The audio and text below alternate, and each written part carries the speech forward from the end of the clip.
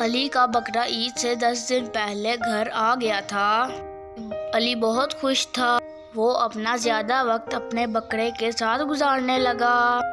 اس کے ساتھ کھیلتا، اس کو چارہ کھلاتا اور اس کے ساتھ گھومنے جاتا۔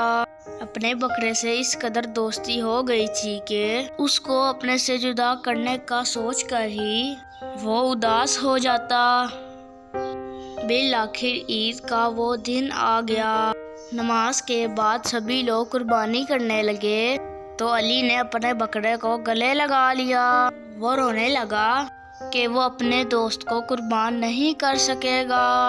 اس کی پریشانی دیکھ کر دادا ابو نے اسے اپنے پاس بٹھایا اور علی سے پوچھا، بتاؤ قربانی کسے کہتے ہیں؟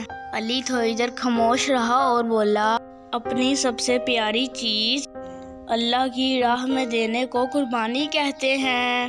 تو دادا ابو بولے، دیکھو یہ بکرا ہم اللہ کی راہ میں دیں گے جو آپ کو بہت پیارا ہے، اور اس کے بدلے اللہ تعالی ہم کو بہت اجر دیں گے۔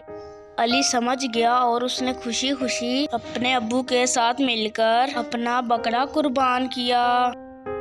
اب وہ خوش تھا، اللہ مجھ سے راضی ہوں گے۔ اس پیارے سے سبق کے ساتھ اللہ حافظ۔ ویڈیو کو لائک، شیئر اور چینل کو سبسکرائب کرنا نہ بھولیے گا۔